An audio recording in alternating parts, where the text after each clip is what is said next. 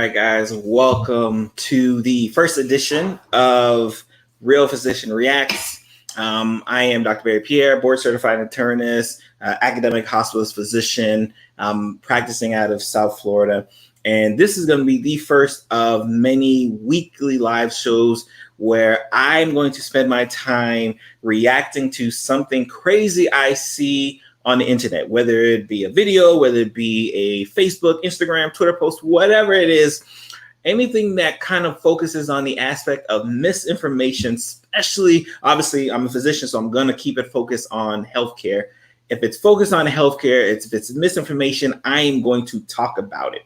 And reason being, right, first of all, I can tell you, I want to give a first of all shout out to my brother, Steve Pierre, who really gave me the motivation to kind of start this show, right? Because you got to start for somewhere. And because he watches Pocket Watching, right, with JT, right, who's an accountant who kind of does the same thing on the financial side. And I have a lot of my colleagues who sometimes will spend videos kind of reacting to kind of crazy stuff we see, or, you know, in group chats. But like, I figured, you know, let me kind of dedicate, you know, my time. Again, I'm blocking out an hour of my time every single week to highlight some of the crazy misinformation.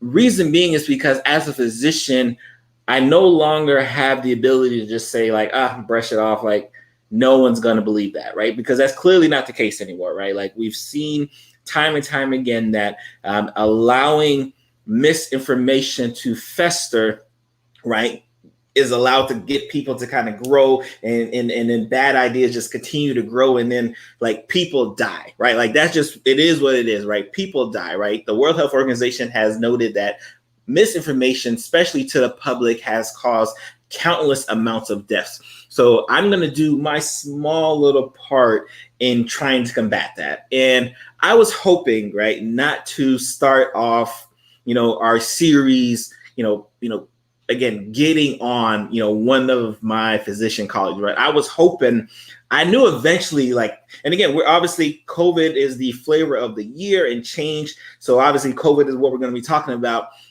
for a lot of these misinformation, but I see misinformation all the time. COVID just happens to be the big player. But like I almost had no choice, right? Because I was gathering, like, oh, I could talk about this. Oh, I could talk about this one. But like, I had no choice but to talk about, the description kind of knows Dr. Dan Stock, right? Who was I believe, a family medicine physician out of Indiana, who has a certification in functional medicine. And he goes on this tirade at this school board meeting for about 6 to 7 minutes of just misinformation, mischaracterization of factual information kind of wrapped into a ball. And I could just see the crowd at the school board member just saying, like, kind of like hanging on his every word, like what he was saying was like gospel.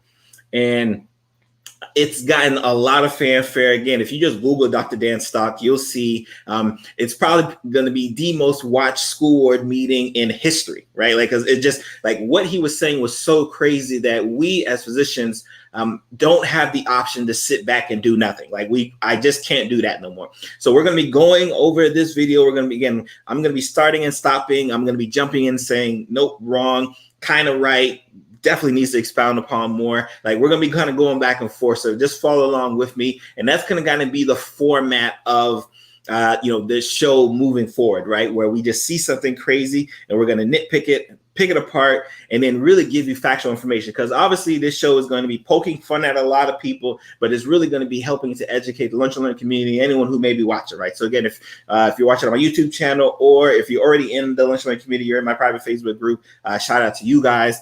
Again, if you have any questions, drop it in the comments. I will eventually get to it probably towards the end. But again, if you have questions, please feel free, because we will make this, as we go along, as interactive as possible. But like, I just have to do it, right? Again, and I did not want to have to lambast one of our colleagues, but like when our colleague is giving this level of misinformation out, it's required. Like I can't just sit back and do it, right? So let's just kind of watch this video. Again, like I said, I'm going to be starting and stopping at different points just so you can kind of get the idea of like, wow, he said that, and that sounds like really, really crazy. Because and again, and it sounds, it just, for sure. Like, it sounds crazy when you don't know that what he's saying just isn't true, right? Like, if you don't know what he's saying isn't true, you're like, okay, that makes sense. It kind of makes sense. But once you realize that what he's saying makes no sense at all, like again, if I had a lot of hair, I'd be pulling my hair out for that. So let's start this video. Let's kind of get this show on the road, because again, I know it's 9 o'clock. So let's get us together today.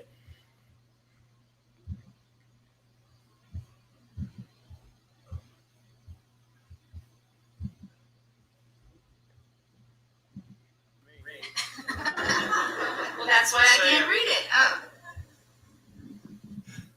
Guilty as charged. Dr. Dan Stock, 5777 West 7 North McCordsville, Indiana.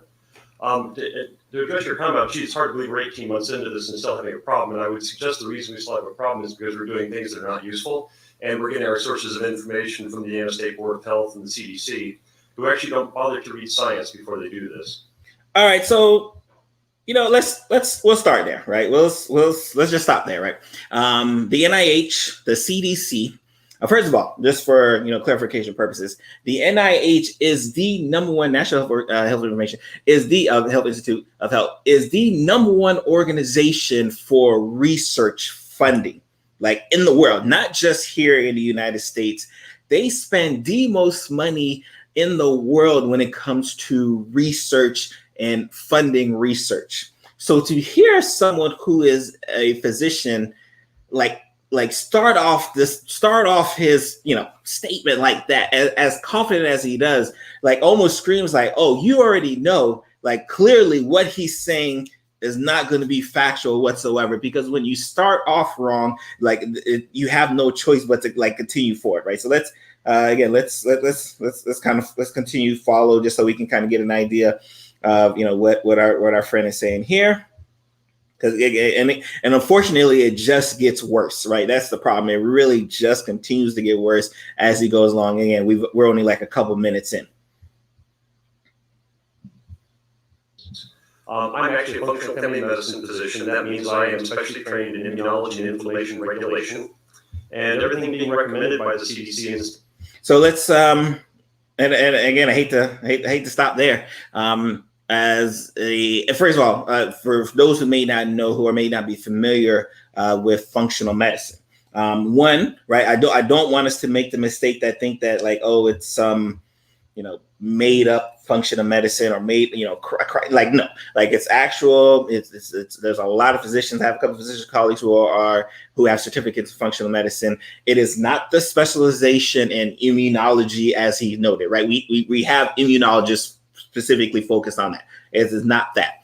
Because I'm an osteopathic physician, right? So functional medicine says hey, yes, you have this person who has depression, right? You have this person who has diabetes, right? But we can't just focus on one aspect of that disease process and blame that one aspect. We have to see kind of what encompasses that process that causes the diabetes, right? So it's a more well-rounded approach. Again, as an osteopathic physician, I'm 100% for a more well-rounded approach to medicine.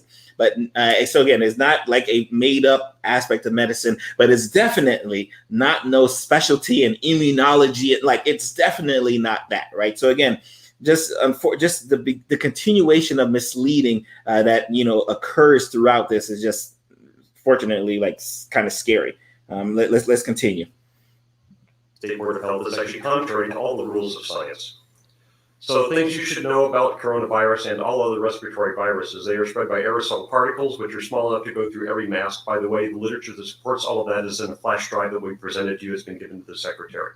So this is actually one of those points where I say he's not necessarily lying, right? Again, and I hate to say it, but there's a lot of lies in here. We know that, especially with the coronavirus and some other respiratory viruses, that we know that because of the size of the particles, a lot of the masks aren't going to 100% protect you from spreading it. That was already well known, well established. If you did not know that, you have just learned that today. So we are already aware of that. What we do know, right, is that the wearing of just a regular cloth mask does slow it down, does decrease the amount of transmission to others. But we know it does not completely like shun you from getting it. If you may remember, especially in the beginning of the pandemic, we had a shortage of N95 masks, right? N95, ones that are not only particular in slowing down respiratory droplet precautions from a respiratory-like virus, but also the droplets as well, right? So if you had the ability, right, in a hospital setting, when I'm taking care of active acute patients with COVID-19, I'm wearing an N95 mask. But if I'm in the hospital, not necessarily taking care of those patients, but I just need a face mask to wear, or I'm going to the grocery store, I'm wearing kind of the regular cloth mask, right? Because I know that is enough, right? And if you just think about this, right? Like, let's say again, a dog goes to pee on your leg. If you're wearing shorts, all of the pee is going to get on your leg. But if you're wearing long pants, guess what? Yeah, you may feel some, might roll down your legs, right? But like you won't get all of it on your leg, right? So think about it in that analogy. So yes, so he said some truth there. Yes, it does not 100% protect you, but the aspect of COVID-19, flu, and all those other respiratory viruses is how do we slow the chance and decrease the chance any way we can from me, right? If I was like, patient zero, giving it to you, like that's kind of what it is, right? So again, that's one of those where we talk about like he wrapped some truth in it, but like the way he stressed it, like it's untrue, like it's not 100% true. Right. As a matter of fact, it quotes at least 3 studies sponsored by the NIH to that exact fact, even though the CDC and the NIH have chosen to ignore the very science that they paid to have done. So what's funny there, right? Like, I got a good chuckle off that, right? Because he started off this monologue, which again goes around 6 minutes, about how we should not be trusting the NIH, we should not trust the CDC, we shouldn't trust any of these organizations. But in this magical flash drive, which he's going to reference a lot during this discussion, he talks about like, hey, look, some of these studies that that were backed by the NIH prove me right. So for his point, when he's saying something that is counter with him, it's like, no, don't listen to it. But when it goes with his point, he's like, okay, it's okay to listen to the NIH. I thought that was a little funny right there, but again, it just kind of continues. That is why you keep struggling with this, is because you cannot make these viruses go away. The natural history of all respiratory viruses is that they circulate all year long, waiting for the immune system to get sick through the winter or become deranged, as has happened recently. So this is a good point that I get. This is a question I actually get a lot in the hospital setting. Like, hey, Dr. Pierre, how come, we talk about these viruses and these viruses kind of being associated with the wintertime? So again, when we talk about respiratory viruses, we talk about the viruses that kind of remain in the air, that linger on. So what happens in colder temperatures, those respiratory droplets not only stay around the air longer, they actually travel farther away, right? Which is why when we talk about these respiratory viruses, we see an uptick during the winter time, right? Because also you have a couple combinations, right? You have cold air, making it so that when I do cough, when I do sneeze, those droplets stay in the air longer, right? Even when I leave the room, it's still chilling in the air, but then they travel farther away. Like, so instead of they going from here and then dropping to the ground, like they go down, a few more feet than normal. And then on the vice versa, typically when it's cold weather, you're typically in warmer climates, you're in heated rooms, you're bundled up, you're a little bit closer. So again, that same combination of like, hey, you got a droplet that's kind of living around and just kind of mingling, as well as going further away. And now you have more people close to you. And then your mucous membranes are typically drier during the cold time frame as well, too, which makes it easier for respiratory viruses to infect you, right? So again, a combination of things happen to occur in the wintertime that make you more susceptible to these viruses. But again, it's not COVID specific, is just kind of the elements kind of playing at hand. With these vaccines, and then they cause symptomatic disease because they cannot be filtered out and they have animal reservoirs. And this is a very important point. No one can make this virus go away. The CDC has managed to convince everybody that we can handle this like we did smallpox, where we could make a virus go away. Smallpox had... For those who may not realize it, there are a lot of bacterial and viral bugs that have NMR reservoirs. In fact, CDC notes that about 70% of emerging infections have an NMR reservoir. So let's just list a couple, right? Just so everyone's can kind of be in that same kind of mindset. Flu, Ebola, rubeola, TB, COVID, influenza, the Zika virus, leprosy, right? So you got a lot of different bacterial and viral bugs that have an NMR reservoir. So again, it's not, specific to COVID. And again, he mentioned smallpox. Smallpox, again, also has an NMR reservoir as well, too. But there's another reason why we're able to kind of get rid of smallpox more than that. But yeah, there's just so we're all clear of what's going on. No animal reservoirs. The only thing it learned to infect was humans. That's why we were able to make that virus go away. That will not happen with this any more than it will with influenza, the common cold, respiratory syncytial virus, adenoviral respiratory syndromes, or anything else that has animal reservoir. Which again, he just kind of named some of the viruses that we talked about. So yes, because they have animal reservoirs, we're aware that they do kind of linger around. Which again, this has been a known fact pretty much since the beginning. Since the SARS-CoV-2, since the SARS virus, we've known that these viruses just kind of linger around, right? But again, we know COVID is a special bug, right? Because not only does it linger around, it affects a lot of people, it gets a lot of people sick, and then as you see, we're like a year and a half in this pandemic. So the reason you can't do this is because you're trying to do something which has already been tried and can't be done. Equally important is that vaccination changes none of this, especially with this vaccine. And I would hope. So this is, this is where the ball of lies, they already started in the beginning, but this is where the ball of lies really takes a turn down a hill and does not stop, right? So to be able to stand in that room and say that vaccinations, right, don't do anything, right, is just a complete lie. There's no gray area. It's just a complete lie. When we look at the hospitalizations, the cases around the country and even the world, but really let's focus on the United States, around the country, 96 to 97% of those people who are now sitting in hospitals who are dying from COVID right now, especially if it becomes this variant, are unvaccinated, right? So to say that the vaccine and vaccinations does nothing is, again, just a complete lie, right? And again, this is why we have to do this. Okay, this is why we have to do Real Physician Reacts, right? Because if you don't know, like I said, there's a lot of people sitting in this room right here who don't know that information, right? So they're taking this wow, you know what? He may be saying something, right? But majority of us who have some sense are no. This is kind of crazy talk, right? And he's gonna kind of reference kind of the aspect of vaccinations, right? So let's talk about it, right? Just so we can get. In fact, let me big up myself, right? So y'all can focus on me. Vaccinations, right? And getting the vaccine, right? I've talked about this in the Lunch Learn community. The goal premise of the vaccination was never to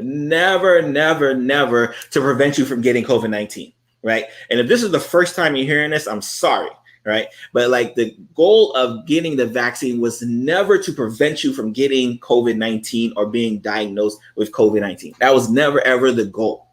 The goal was so that you can avoid seeing people like me in the hospital setting, seeing people like me and dying, right? That's the goal because again, having COVID-19 is one thing. It's when you have COVID-19, get so sick that you got to see me in the hospital, right? And then you got to see one of my, Dr. Stephanie, my ICU, extraordinary physician, you got to see someone like her in the hospital, and then you end up dying, right? That has always been the goal. And let's just break down some numbers, right? Just so we can, because I'm a numbers person, right? Let's think about this, right?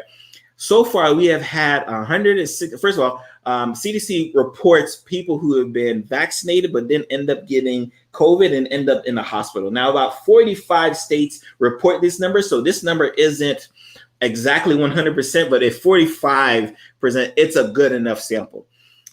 164 million people have received COVID-19 vaccinations. When it comes to hospitalizations, that number drops to about 7,500, right?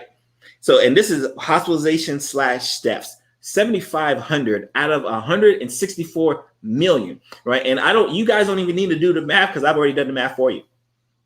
That gives us a percentage of 0.00458% of people who have been vaccinated who end up going to the hospital and dying based on the studies that we reported, right? Like it's crazy when you think about what's happening here, right? It's just crazy when you think about what's being kind of noted and said. So let's go back to this, what our friend is saying over here. Hope this board would start asking itself before it considers taking the advice of the CDC, the NIH, and the State Board of Health. So again, he clearly is on a mission to not listen to the governing bodies, who's his State Board of Health, who certifies his being a physician, right? Or the CDC or the NIH, the people who spend majority of money when it comes to, he's clearly said, like, I'm not listening to nothing they're saying, right? So, again, just to drive you more crazy. Why we are doing things about this that we didn't do for the common cold, influenza, or respiratory syncytial virus. This is a very good point, right? So you're wondering, Dr. Barry, like, how come, we weren't recommending mask mandates? How come we weren't recommending, social distancing and all these things there with the cold, the rhinovirus or influenza, the flu, right? It's because they weren't killing at the rate that COVID-19 is killing.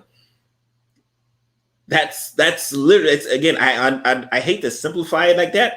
Like, if the common cold was killing people at the rate that COVID was, we would too be recommending you to wear your mask. Now, mind you, we were actually telling folks wear masks, social distance, and wash your hands with the cold and the flu as well. People just weren't listening to us. It's just okay. So we were recommending that at that time as well. But what happened is once COVID-19 shut the whole world down, people followed, which is why we are going to have a record number of fewest cases of influenza that we've had in like 3 decades. It's no coincidence if you wash your hands, cover your mouth, social distance, that you don't spread those types of diseases. Right. So we're going to have a record number of fewest number of cases in the past 3 decades of influenza in regards to cases, in regards to deaths, because of what we've been doing for COVID. Right. It's, again, just crazy. Like, that's why we didn't recommend it for the cold, because it doesn't kill you like COVID is killing. And then ask yourself, why is a vaccine that is supposedly so effective having a breakout? It's very effective. Like, it's not supposedly, it's extremely effective. In the middle of the summer, when respiratory viral syndromes don't do that. And again, he's going back to the fact that because we're in the summer, we shouldn't have these respiratory outbreaks. But guess what happened during the summer? COVID's still here. A lot of people started unmasking who shouldn't have been unmasking. And it's the reason why across the country, we'll just focus here in the United States, 95, 96, 97, depending on which study or which research you're reading, of the people who are in the hospital as I speak, who are dying as I speak, are unvaccinated, right? It's the reason why, since the Delta variant, which again started right in April at about 1% of cases, it is now 80% of new cases. Right. It's the reason, and this is, again, we're going to get a 4-month span. It's the reason why so many more people are running to get vaccines now, because they're starting to realize, like, wow, me not being vaccinated is, even though we said it was a risk before, guys, they listen to us. It's okay. You're listening now. We appreciate you guys for it. Right. So that's why you're seeing this summer outbreak, because the Delta variant, which he doesn't even mention, is running amok through all of the unvaccinated populations who avoided the vaccine, on the initial phase. To help you understand that, you need to know the condition that is called antibody-mediated viral enhancement. That is a condition done when vaccines work wrong, as they did in every coronavirus study done in animals on That's false. Coronaviruses after the SARS false again outbreak, and done in respiratory syncytial virus. True. So we've had studies where this process, right? And when it sounds like a big word, right? And because it sounds like a big word, and because he's standing so confident up there, right? You're like, oh, he's got to know what he's talking about. But what occurs, right, in this process of this antibody-mediated, right, enhancement is that your body responds to a pathogen, creates a immune response, creates antibodies. But when it attaches to the pathogen, it isn't enough to kill the pathogen, right? And this is all majority animal studies. We're not seeing this in humans, right? So again, I'm talking in what we're seeing in animal studies. Because it doesn't kill the pathogen, and your body doesn't recognize that that's a pathogen because those antibodies have, encompassed it. It allows it to grow and multiply and, cause problems in animal studies, right? So the way he mentions it, you would assume that we have vaccines out here, like to this day, where this occurs. This process is extremely, extremely rare, and any vaccine that even like hints that it does something in this regards does not make it right to trial to the point where we're giving it to humans again. So this is what he's mentioning does occurs in animals, right? And when we see it occurring in animals, we don't even allow it to occur in humans because we stop it right then and there. Where a vaccine used in a vulnerable individual done the wrong way, which cannot be done right for a respiratory virus, which has a very low pathogenicity rate, causes false the immune system to actually fight the virus wrong and let the virus become worse than it would with native infection. And that is why you're seeing an outbreak right now. In fact, in that flash drive, you're going to have... Again, I kind of mentioned this before. The reason why we're seeing an outbreak is because the unvaccinated, amongst us are running to the hospital, right? Because they're sick, right? The reason why we're seeing an outbreak is because the unvaccinated amongst us, right, are dying, right, from COVID-19. And the reason why we're seeing an outbreak is because the Delta variant, and again, I've talked about this before, is more contagious, more highly transmissible, is deadlier. Like all of these things that occur with mutations, right? When you allow, viruses to mutate, when you allow viruses to spread, which typically occurs when you're not stopping transmission, aka not wearing your mask, aka not vaccinating, aka not social, when you're not doing those things that stop the transmission, the virus gets a little bit smarter, and then it starts picking up like, hey, if I just tinker with this, I can increase my chance of survival even better, right? That's, again, the virus does what a virus is supposed to do, and Delta variant plus is doing exactly what it's supposed to do. So that's, again, why we're seeing an outbreak. It's not a coming out of thin air. It's not due to the fact that the vaccines don't work. It's because the unvaccinated folks are getting COVID at rampant rates. It just is what it is. Coming to you in the emails with 6 extra will be a study showing that 75% of people who had COVID-19 positive symptom cases in Barnstable, Massachusetts outbreak were fully vaccinated. Oh man, so that right there, right? Again, if you did not know, right, of this study, right, of this outbreak that occurred in Barnstable, Massachusetts, you would be very worried, right? Like, oh my God, 75% of people, right, got COVID after getting the COVID vaccine. But if you remember what Dr. Berry says, right, the vaccine was never meant to protect you, right, prevent you from getting COVID. It was meant to prevent you, right, from getting super sick. Then you're like, okay, well, Dr. Berry, how many people, right, of those 75% that he wanted to mention actually got sick? And guess what? I've done the work for you. I've got the numbers for you. So 460, again, well, let's big up myself. 469 people, right, studied, came down with symptomatic COVID. 75% of those people were vaccinated, but guess what happened, right? 5 of those people were vaccinated. 4 of them actually had the COVID vaccine. So again, out of that, 469, 5 people ended up going to the hospital, 0 deaths, right? 0 people died, right? And 87 of those percent were males, right? And 90% of those cases were due to the Delta variant. So here you had 75%, which is about 346 people of those 469 who ended up, picking up symptomatic COVID. But guess what? Only 4 of them had to end up going to the hospital. None of them died. Guess what? Vaccines work, right? Like, it just is what it is, right? So again, when you see this, right, when you see this is how misinformation spreads like wildfire. Because if you're sitting in that school board, like at the time he was doing this, right, you're thinking like, oh my God, 75% people, right, who had the vaccine still picked up COVID-19, which again, once you understand that it was never said, it was like, just look at the studies. I'm not like talking, like, I want you to read up every source. Go to Moderna, go to Pfizer, go to Johnson & Johnson. Their primary endpoint was not preventing you from, picking up COVID-19, a positive COVID-19 test. Their endpoint was, hey, serious illnesses, hospitalizations, deaths. That was the primary endpoint, right? So let's go back to our friend. Right? It's almost over. Therefore, and again, he gets this clap, right? Because they don't know that they had 0 deaths and only 4 of those 75% of people actually went to the hospital, and they don't know better, so they clap it up. There is no reason for treating any person vaccinated any differently than any person Very false. Unvaccinated. You should also know that no vaccine, even the ones I support and would give to myself and my children, ever stops infection.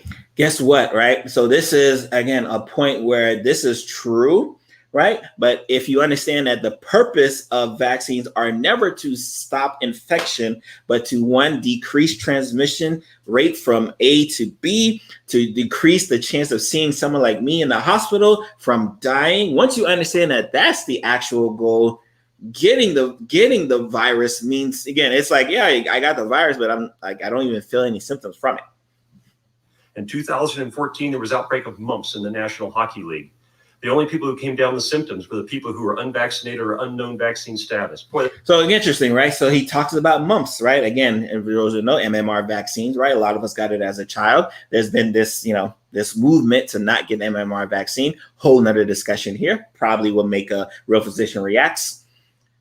You have 14, again, this outbreak, and he talks about the only people who were symptomatic from it were the ones who were not vaccinated or didn't know their status, which probably means that they may have been vaccinated, but their titers might have been low, which is actually very common. I don't know if people realize that, especially if you're going to college, right? I know my college age people who may be watching this know that when you're going to college, one of the tests I have to order, right, for you to go to campus and stay on the dorms is titers, right, for your measles, mumps, and rubella, just to make sure you have enough. Because, yeah, you got it as a kid, right, but you may not have enough titers by the time you're 18, 21, 22, going off to college. And a lot of times you got to get a booster, right? So it's not surprising, right? Again, remember, the vaccines were never to say you are never, ever going to get it. Because, again, the measles, the MMR vaccine protects you from measles about 99%, from mumps about 88%. So it's not, we already know it was 100% when you're a child. So again, the goal is serious illness. Does it do that? That sounds like a great argument for vaccines. But a question that you should ask yourself, knowing that half of the people who came down with symptomatic disease had no contact with an unvaccinated or unknown vaccine status individual, where did they get the disease? I can tell you they got it from other non-vaccinated people. Because again, the risk, right, of picking up, again, we're talking about the mumps here, right? Mumps is one that, again, we see it a lot in closed sections, right? Like when your dorms, army bases, where everyone's kind of together. Sports, right, in the gym, in the locker room, everyone's together. It's spread by respiratory and saliva. Again, a lot of ways to get the mumps. So they most likely got it from also unvaccinated people as well. But even if they got it from vaccinated people, if the vaccinated people didn't get any symptoms, isn't that again like a reason to get vaccinated? I don't know. The answer was from the vaccinated individuals. No vaccine prevents you from getting infection. You get infected. Yes, the purpose of the vaccines were never to prevent you from getting infection. So stating that no vaccines prevent you from getting infection is ridiculous. redundant, right? And it gives the impression that the goal of the vaccines were to prevent you from getting infected. But we know, again, you're being educated today, right? If you're in the lunch learning community, you already know about this, right? Like we already know vaccines' goal was never to prevent you from getting the infection. You shed pathogens. This is especially true of viral respiratory pathogens. You just don't get symptomatic from it. So you cannot stop spread. You cannot make these numbers that you've planned on get better by doing any of the things you're doing. Again, false again, right? You actually can stop spread, right? Because if you are vaccinated, right, and you come in contact, right, with mumps, with COVID, right, and the COVID does not have the ability to latch on you and then spread it to someone else.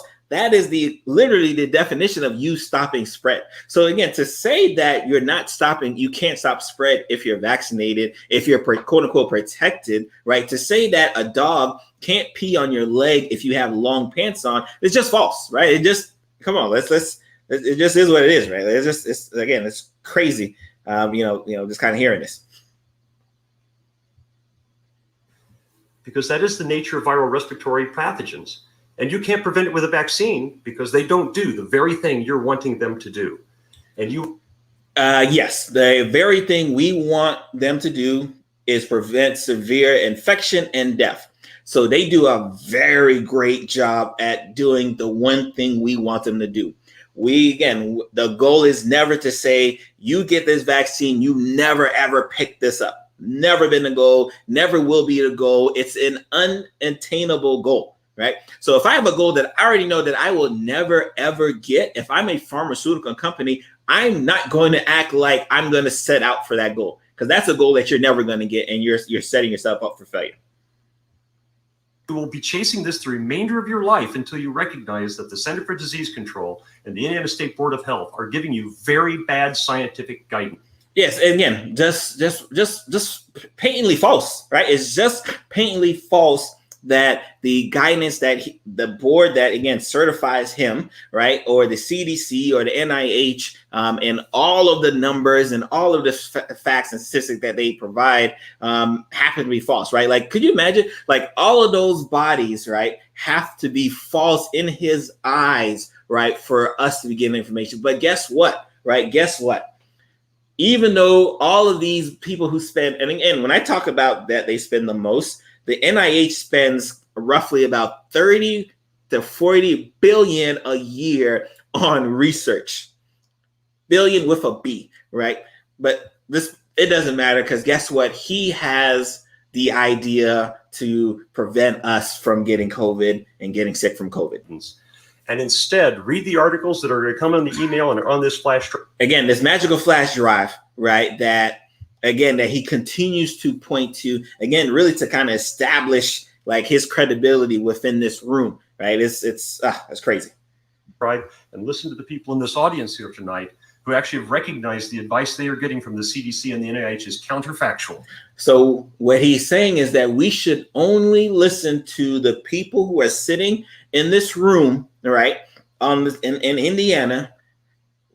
Again, I don't know what their professions are, right? But I'm sure if anyone was of like-minded research, like they would have stopped this conversation like 3 minutes ago. And of course, listen to him and read whatever's on this flash drive. We should be only focused on those aspects of how to beat COVID, right? Like that's again what he continues to say here. And that's why you're still fighting this with this vaccine that supposedly was going to make all of this go away. If you're vaccinated, a lot of it did actually go away. Again, I reiterate my point. Unvaccinated people are sitting in the ER, sitting in the ICU, dying right now. Unvaccinated, 95, 96, 97%, depending on where you look at. Right? Like, so yes, the vaccines are doing an amazing job for preventing us from sitting in the ICUs and dying like them. But it suddenly managed to make an outbreak of COVID-19 develop in the middle of the summer. Again, unvaccinated people who are causing this outbreak, unvaccinated people who are sitting in ICUs. And again, I'm going to keep stressing this because the way it's not as if this number is 50-50 vaccinated in the ICU and unvaccinated in ICU. No. It's like 95, 96, 97 of the unvaccinated folks sitting there. When vitamin D levels are at their highest.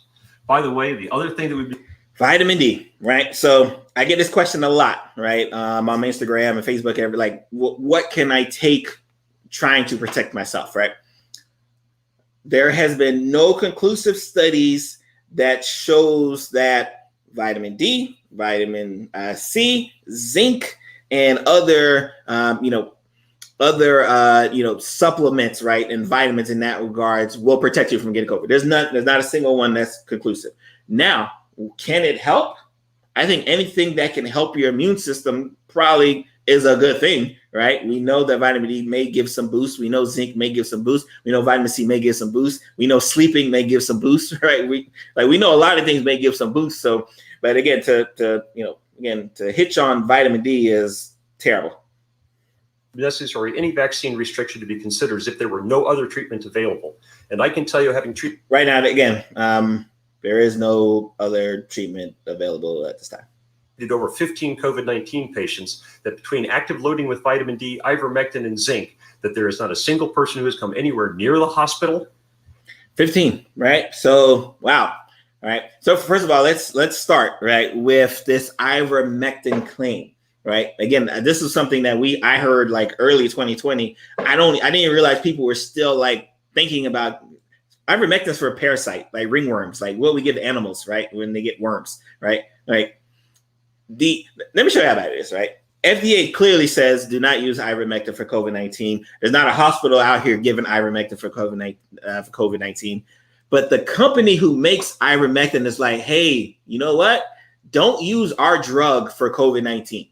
Right. So the company that would stand to have some financial benefit, right, if we started using ivermectin in their patients is saying like, no. We did not say that this was for COVID-19. But guess what? He has miraculously gotten 15, a huge whopping 15 people, right, who likely wouldn't have gotten severe illness anyways, right? Because again, when we talk about just the rate of infection and how many people typically get sick, it's usually like 1 out of 16, 1 out of 17 anyways, right? When you see that, but his 15, again, and plus whatever's on his hard drive, right, and in the emails is enough to say like, no, we should be definitely giving this ivermectin, this vitamin D, and whatever else he's given. And we already have studies that show that if you achieve a 25 hydroxyvitamin D level greater than 55, your risk of COVID-19 death will drop down to 1/4 of the population. Inconclusive, but again, like I said, it is something that when you're sick, when you're in the ICU, when you're ill, when you're sucking wind, when you're requiring all kinds of oxygen, and we know that it won't necessarily hurt, we'll give you some vitamin D, but like we don't check vitamin D levels, we don't check zinc, we don't do any of that. Average for the United States. And there are active treatment trials included on that flash drive that show the same is true. So if you were going to discriminate based upon vaccine, you should also discriminate based upon 25 hydroxyvitamin D level. Yes. Again, he loves his vitamin D. Again, I don't know if it's aspect of his functional medicine training. It's not the way to go. I'm not checking your vitamin D and saying, oh, your vitamin D is high enough, you don't need the vaccine. Zinc taste test response, and probably previous infection, since there are also studies on that flash drive that show that people who have recovered from COVID-19 infection actually get no benefit from vaccination at all. Again, just again, the amount of lies, right? Like at this point, right? I know that he doesn't follow NIH, he doesn't follow CDC, so maybe he's just not reading any of the updated information that comes out, right? Like at this point, I'm like, wow, should I feel sorry for him? Maybe he just doesn't know, right? That in fact, just I think 2 weeks ago, CDC dropped some more research that talked about that followed patients, I think out of the state of Kentucky, right, who got COVID-19, right, and noticed that a significant 2.34 times less likely, right, to get severe illness if you got the COVID vaccine after getting, right, COVID, right? And I always try to, again, rationalize it for my lunch and learn community members. I think about it like the playbook, right? let's say you just happen to walk down the street, boom, COVID-19 hits you in the head, right? And you get sick, you get ill, your body builds up, some immunity for that, right? And think about it in the sense of football or basketball, right? Like you may know like that one play, right? They had one drive, they took it down the goal line, you stopped them, good job. But guess what? You're going to kick the ball back to them again. Right. And then when COVID-19 comes again, if your body is not prepared, right, for those new set of plays that are coming, right, for those new set of, again, variants and that are coming, and you don't recognize that, like anytime number 12 touches the ball, I need to go get them, which is like what the vaccine does. Vaccine recognizes every time number 12, aka spike protein, gets that ball, go after the spike protein, stop that. Don't have to worry about them scoring touchdowns. If it doesn't do that, it does not matter, right? So all of my patients, friends, family, I always tell them, even if you got COVID-19, wait the recommendation about 4 to 6 weeks and go get the vaccine. Yes, you still need a vaccine. So again, patently false that there's no, benefit if you gotten COVID-19 from an active infection to get up the vaccine later. Just patently false. No reduction in symptoms, no reduction in hospitalization. And false. But again, like I said, if you're not actually reading any of the studies that tell that, then I can see why you would think that. For 2 to 4 times the rate of side effects if they are subsequently vaccinated. Therefore, the policy... False. Again, at this point, it's just like lies. Like it's just so many lies that, we won't go further, but it's just lies. These that you are basing on are totally counterfactual. I don't blame this board for that because I know you aren't scientists and you thought it was reasonable. Yes, but Dr. Stock, clearly you are not a scientist either, right? Because if you were a scientist, you would have been reading up-to-date information, just like most of us around the world are reading up-to-date information to see how do we deal with this virus that's causing a pandemic across the world. Like that's what most of us are doing right now. You clearly are not. Listen to the CDC, NIH, and the Indiana State Board of Health. But I would encourage that instead you listen to the people out here in this audience and read what's on that data drive. Again, he notes that we should disregard the CDC, disregard the NIH, disregard the Indiana State Board of Health, and just listen to him and whoever happens to be sitting like in this room here to give their personal discussions. Right. And if anybody here in this board has any questions about anything on that, I will happily come back and sit with you individually if you would like to explain the science behind this. And if you're worried about being sued by somebody because you don't follow the guidance of the CDC and the NIH, I will tell you no one's going to sue you for not following the guidance, right? But the Federal State Board of Medical did note that like they're going to start looking right at physicians like Dr. Stock. If they purposely like lay out, false claims, right? There's going to be some actions that may affect physicians, right? Which I am 100% for, right? Because someone in this room is going to die, right? Because they listen to Dr. Stock, right? That's just what's going to happen. Someone in this room is going to be like, hey, Dr. Stock said vitamin D and parasite medicine, and like, I'm good. I don't need a vaccine. And then they're going to get sick, or they're going to bring it to their family members and they're going to get sick. Someone's going to die off of this false information, which is why you've seen such an uproar, right, across our internet world of people like saying like, what is this guy talking about? A free pro bono expert testimony at your disposal. I will testify in defense of this board. So again, he's essentially saying that if you were to get, magically sued, no one's going to sue you. If you were going to get magically sued, he has no problem standing on trial on the defense side, right? To say like, yeah, no. Don't believe the NIH. Don't believe the CDC.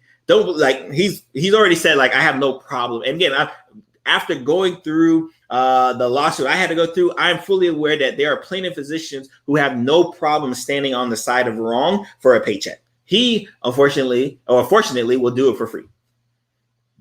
Down all these recommendations for free at any time in any court. Thank you. Thank you. Thank you.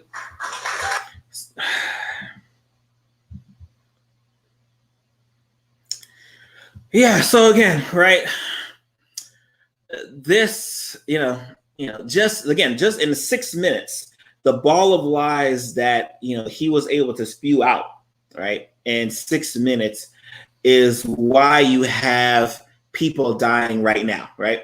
You have people who are sitting in the ICUs who have died right now because they listen to false information, right? And it's nothing worse when this false information comes from people who like are in the profession supposed to be trying to take care of them, right? Like it just is what it is, right? And you see the demeanor, you see how calm he is, you see how relaxed he is, right? Like he's standing so confident, right? And it was hand in his pockets like he has done no wrong. Right. And that is the scary thing, right? When people give misinformation out as if they done no wrong, people die. Right. And again, I appreciate everyone who has checked out our first episode of Real Physician Reacts. Again, catch the replay. If you're one of my replay viewers, I appreciate you for following along. Like I said, we're going to be doing this every single Thursday, 9 p.m. Eastern Standard Time. Until misinformation, right, is stamped out, right, especially in healthcare, but like a whole bunch of other fields, but especially in healthcare, until we can stamp it out, we're going to be right here, right? Like it just is what it is, man. So you guys be blessed and, have a great evening. I'm going to see you guys next week.